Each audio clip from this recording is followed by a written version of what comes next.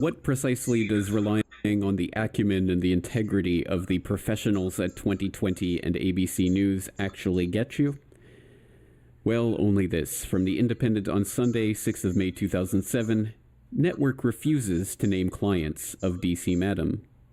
Quote, there was an almost audible sigh of relief in parts of America's capital this weekend after a TV network said it would not reveal the identities of scores of clients of the alleged DC Madam because they were not well enough known to be newsworthy. ABC News said that having plowed through 46 pounds of phone records, it had discovered that among the clients of Deborah Palfrey's alleged prostitution ring were senior business executives, NASA officials, and at least 5 military officers.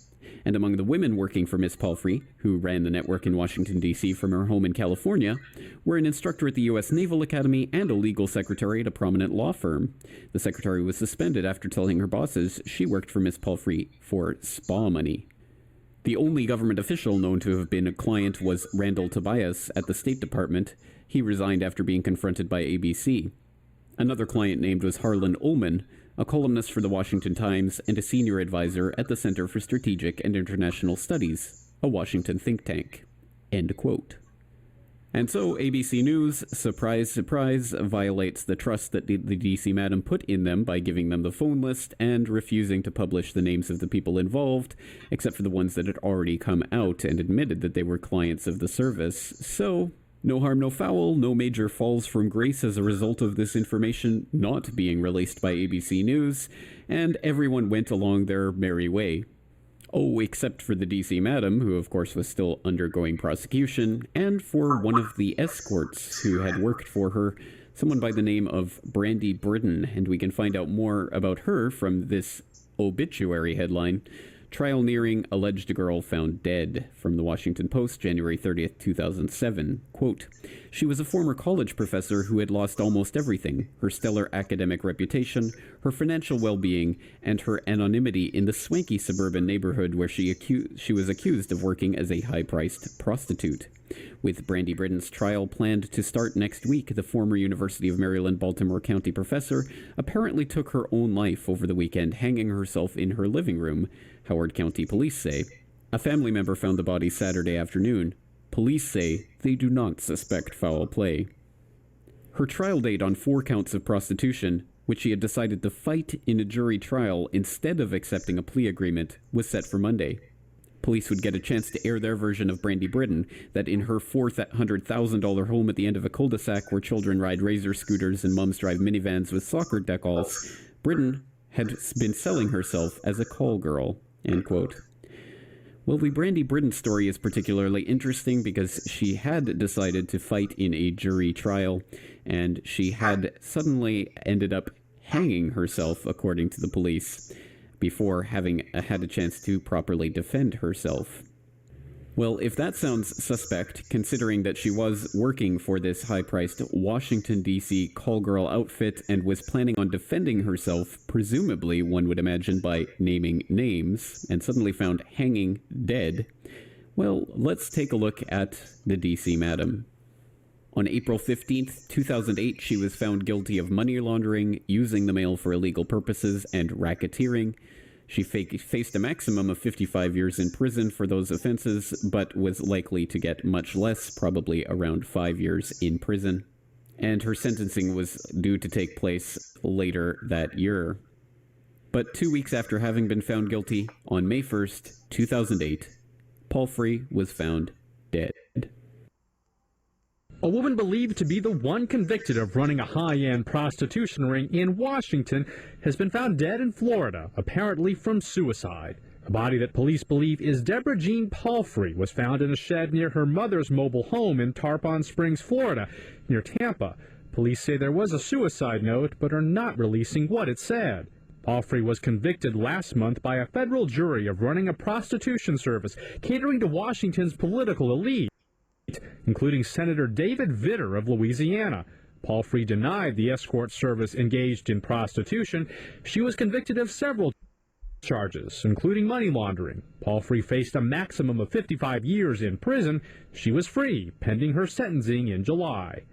Lee Powell, The Associated Press. Deborah Jean Palfrey, the D.C. Madam, found dead? This woman who had the inside knowledge on all of these people in the Washington, D.C. area who had been using her alleged prostitution service, and she was found dead? Well, certainly there would be a detailed and very thorough investigation into exactly what happened, and this sort of case would be very carefully followed in the media in a fair and objective manner, right? Well, yes, she was found on the 1st of May 2008, and on the 1st of May 2008, Time magazine published this fair and balanced look at the details of a death that had just happened hours ago. DC Madam, suicide before prison. Quote, Deborah Jean Palfrey, known as the DC Madam, once implied that suicide was cowardice, but in the end, she seems to have chosen that same path herself. She wasn't going to jail, she told me that very clearly. She told me she would commit suicide. Author Dan Moldia told Time soon after news broke of her body being found in Tarpon Springs, Florida, an apparent suicide. Palfrey's body, along with a handwritten suicide note, was discovered by police in a storage area attached to her mother's mobile home. Palfrey contacted Moldia last year to provide her help writing a book. She had done time once before for prostitution, Moldia recalls, and it damn near killed her. She said there was enormous stress. It made her sick. She couldn't take it, and she wasn't going to let that happen to her again. When a former employee of Palfrey's, Brandy Britton, hanged herself before going to trial, Palfrey had told the press, I guess I'm made of something that Brandy Britton wasn't made of, end quote. Very interesting. So within hours of her body being discovered, Time magazine was already running a piece about how her death was obviously a suicide because she had told, apparently in an unrecorded and unknown conversation, which only Dan Moldia ever had access to, about her thoughts about committing suicide before going to prison, something that he never thought to share with anyone between the time that she was actually convicted and the time of her sentencing, until she was found dead, in which case he was very eager to tell Time as soon as possible about this supposedly remembered conversation.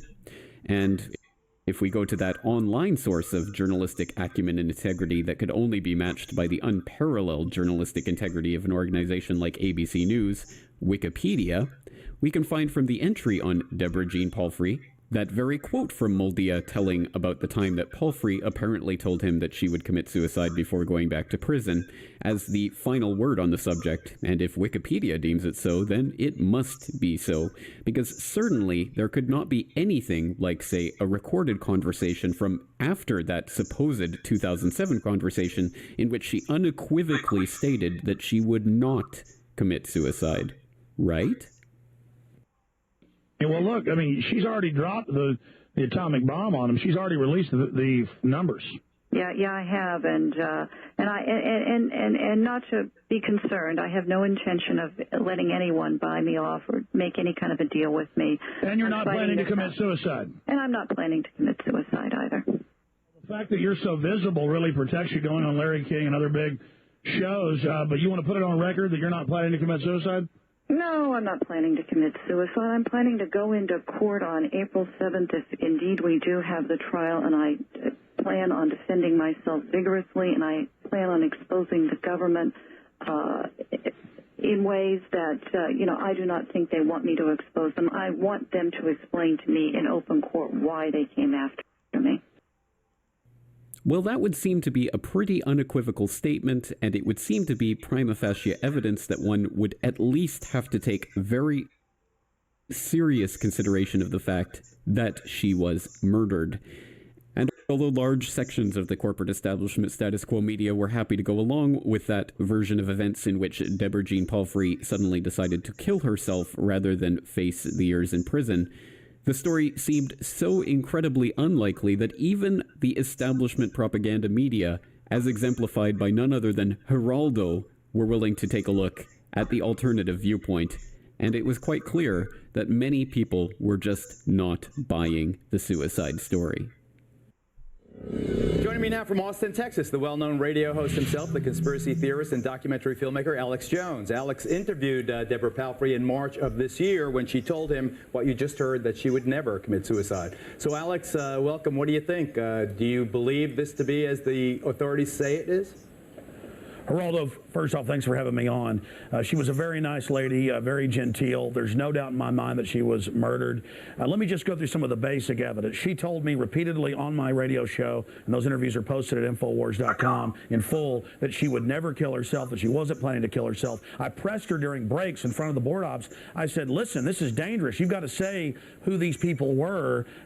Do you know? And she said, well, I'm not going to say. I just want this all to end. And I said, you've got to say who it was or you're not safe. She said, listen, I'll never kill myself. If they claim that, I was murdered. So we have a tape of her saying she wouldn't commit suicide. Now, NBC in Florida, where she had a condo, is reporting that one of her friends, who was the manager of the high-rise condos, and he's on tape saying 2 days before she was killed, before she died, she left to her mother's and said, look, I'm being followed. I think there's a contract out on me. I'm not going to kill myself. This is on tape. Then you look at Brandy Britton. She was facing 6 months in jail last year, shot her mouth off, Ms. Palfrey said, the D.C. madam said, and said, I'm going to talk about who my Johns are. This is hypocritical. She was a professor. She had a psychology degree. She was saying, this is hypocritical. I'm going to tell who my Johns were, and then she hangs herself. Number one, Geraldo, you covered a lot of criminology. You know, women don't normally hang themselves. First, one of her girls kills herself. Now she kills herself. They take pills. Exactly. And on top of it, in fact, 90% of women take pills. That's the way they do it. Now, men shoot themselves and hang themselves. Now, on top of it, her mother said she was happy, saying she was going to fight it. Alex, let me take a break. Stand by right there. I have Judge Pirro and Kim Guilfoyle also right back. Back left just a second before I continue our discussion on the death of Deborah Jean Palfrey, the so-called D.C. madam who the authorities say committed suicide, but some have doubts. Alex Jones, the popular radio host who interviewed Deborah Jean Palfrey, had been saying just before the commercial break that she, the D.C. madam, was a happy person. Why don't you finish that thought, Alex, and I'll get on to our other guests. Well, Geraldo, it's just that she told her mother, she told the person that managed the condos where she lived, and she was friends with everybody, that she was going to go on and going to fight. Others that knew her said that she was going to write a book when she got out in about 6 to 7 months. Could have been as many as 70 months, but certainly not 50 years, as some were saying. And you have two women hanging themselves. I mean, this is ridiculous with these supposed, very wealthy, very powerful Johns. I think this is, quote, taking out the garbage, somebody trying to get rid of evidence. I hear you. I hear you. Of an election year problem. Okay, Alex Jones. Let's. Alex has a reputation sometimes of being, flamboyant in his opinions. Let's say. I don't know that to be the case about you at all, Judge G. Pirro or Kimberly Guilfoyle. What do you say, Judge? Well, I had the opportunity, Geraldo, to interview Deborah Jean about a year ago, and I talked to her about Brandy Britton and her suicide. And what she said to me is, they don't just come and get you, they terrorize you. But she made it very clear that she was not made of that. And I agree with you, Alex. Not made of that means she was not suicidal. She was not suicidal. Right. She was a woman who had a very strong core. She was a fighter from the get-go. And one of the things she said to me, Geraldo, was that, look, this isn't about madams. This isn't about prostitution. This is about me. Suggesting that there was no government program to take down prostitutes. There was a program she believed to take her down. Think about it. You've got a top State Department official. You've got a military strategist, a United States senator. You've got all of these individuals, lobbyists, paying for prostitutes. At the same time, you've got the head of the Maryland State Police who's being indicted and convicted for using the Executive Protection Unit to move the prostitutes around. You've got a federal prosecutor at that time who was murdered and who yet his case is unsolved. You've got all kinds of corruption going on. Luna. It's Jonathan Luna, and indeed I have the book, The Midnight Ride of Jonathan Luna, for anyone interested. Everything raises a doubt. Kimberly Guilfoyle, yes, host of the lineup. As a former prosecutor, right away when I heard that this was an apparent suicide, I couldn't believe it. I was doubtful from the get-go. If I was a prosecutor on this case, I would make sure and investigate it very thoroughly. I think it's far too coincidental that the two women involved in this would both hang themselves. Right there, I think it gives cause for suspicion. Why is the Justice Department sealing the names of the Johns when they could very easily be indicting them as they Let me start this way. Alex, I want to...